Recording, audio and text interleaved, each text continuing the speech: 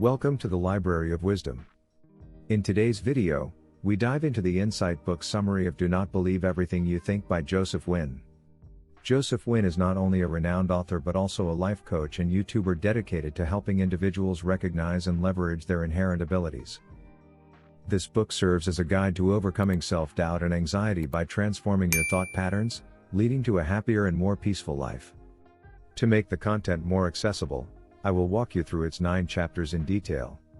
At the end of the video, I'll recap the key points for easy retention. Be sure to watch till the end to solidify your understanding. Let's begin with the exploration of the first chapter. Chapter 1: The Path to Discovering the Root of Suffering. In this chapter, the author delves into the concept of sorrow, distinguishing between physical and emotional forms. While physical suffering is often inevitable due to life's uncertainties, emotional anguish can be sidestepped. By learning to navigate emotional distress, one can create a life largely free from sorrow. The author uses the analogy of facing arrows in difficult situations. The first arrow represents physical discomfort, which is beyond our control.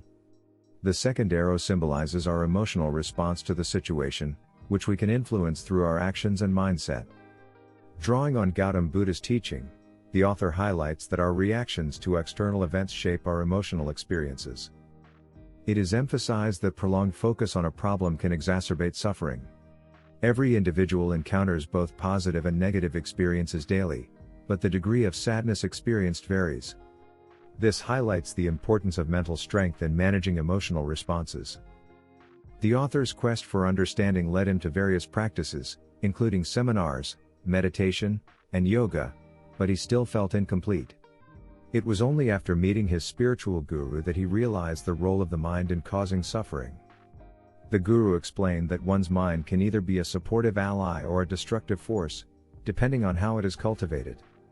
This insight paved the way for the author to comprehend the path to happiness and freedom from emotional pain. Chapter 2: Identifying the Core of Suffering. This chapter explores the profound influence of thoughts on our lives. Thoughts have the power to completely alter our mood and emotions, ultimately shaping our reality.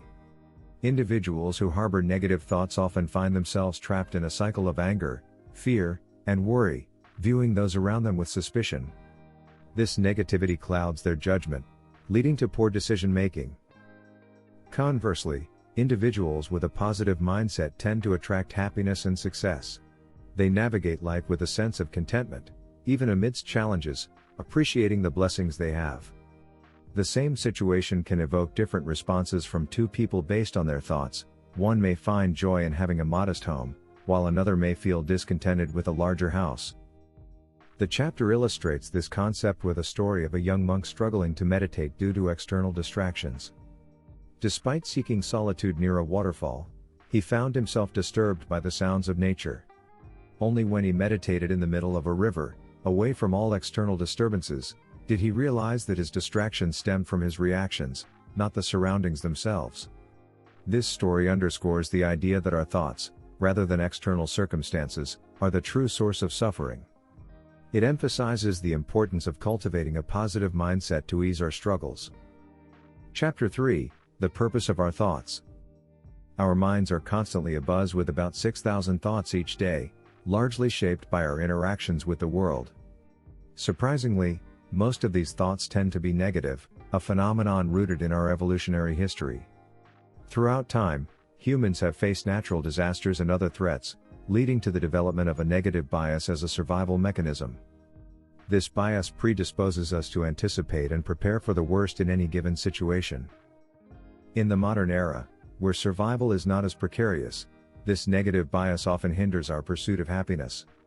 It is crucial to recognize and break away from this habit of dwelling on the negative. Instead, we should be grateful for our brain's role in our survival and redirect its focus towards positivity and contentment. This shift requires self-awareness, an understanding of our thoughts and emotions. By being more conscious of our mental processes, we can steer them towards thoughts that bring joy and fulfillment.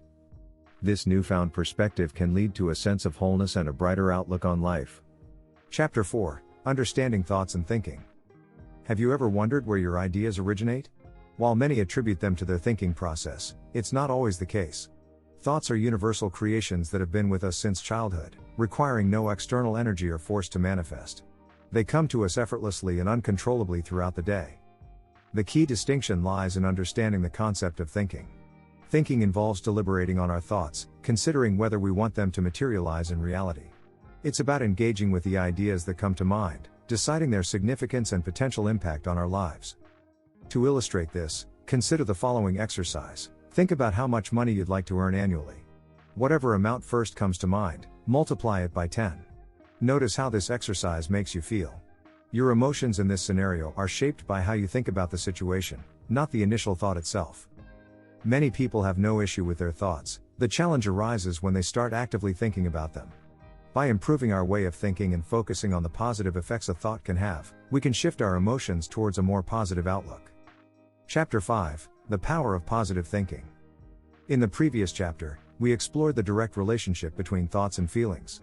Our emotions are deeply influenced by our thoughts.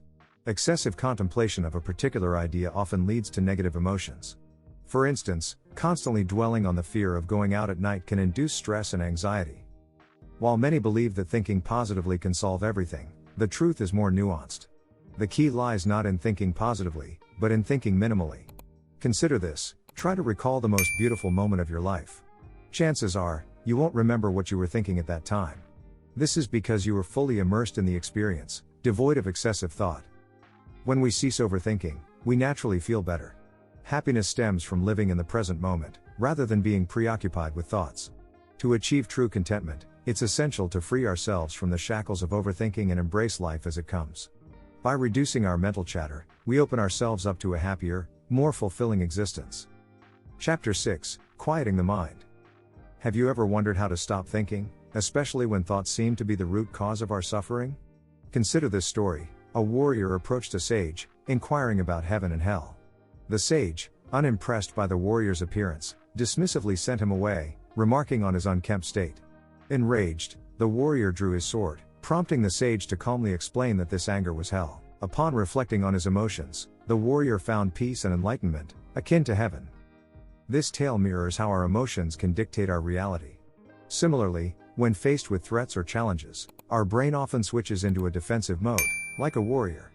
Many believe that stopping thoughts altogether can prevent such reactions, but this is impractical.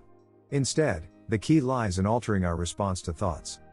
While it's impossible to completely halt the flow of thoughts, we can control our reaction to them. Pay attention to how you feel. If you experience stress or discomfort, it may indicate excessive rumination. In such moments, take a deep breath, distance yourself from the troubling thought, and allow your mind to rest. By managing our responses to thoughts, we can find peace and reduce unnecessary suffering. Chapter 7: Embracing the Flow State. Recall a time when you were completely absorbed in your work, so much so that you were unaware of your surroundings. During such moments, other thoughts likely didn't intrude on your focus. This state of complete absorption is known as the flow state.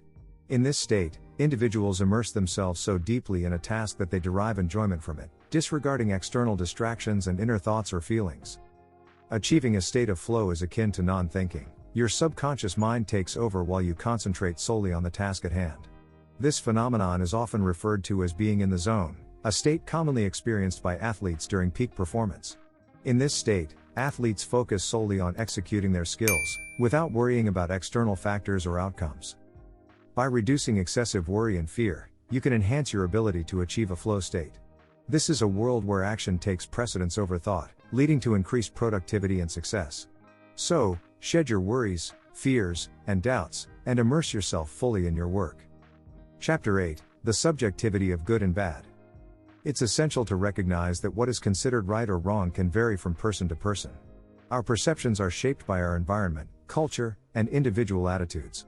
What may seem positive to one person might appear negative to another. Consider the example of a piano with its various tunes. Each tune can be perceived as either melodious or dissonant based on individual preferences. Similarly, in life, decisions are not inherently right or wrong, they are deemed so based on our expectations and perspectives.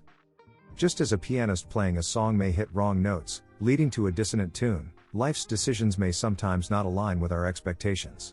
However, this does not make them inherently wrong. It's crucial to take a step back and objectively assess whether a situation is genuinely bad or if our perception is clouded by overthinking. By adopting a more objective viewpoint, we can alleviate negative feelings and find a sense of peace. Realizing that a situation is not as dire as we initially thought can help us let go of negative emotions and embrace a more positive outlook. Chapter 9: The Benefits of Non-Thinking. Embracing a non-thinking state offers several advantages. 1. Improved well-being. You'll start feeling better overall. 2. Enhanced focus. You'll be able to concentrate on your work more effectively. 3. Improved performance. By working with focus, you'll likely perform better. So friends, let's summarize the key points. Start thinking positively and let go of old thoughts. Relax your mind and focus on things that bring you joy. Instead of blaming your thoughts for your feelings, work on improving your mindset. Live in the moment and reduce overthinking to increase happiness. Recognize when you're overthinking and take steps to calm your mind, such as deep breathing. By reducing worry, you can achieve more. In conclusion, strive to stay in a non-thinking state to reap these benefits. Don't Believe Everything You Think by Joseph Nguyen, available on the Library of Wisdom channel, offers profound insights into the power of our thoughts and the importance of mindful thinking. Through practical advice and engaging stories, Nguyen guides toward a more balanced and fulfilling life.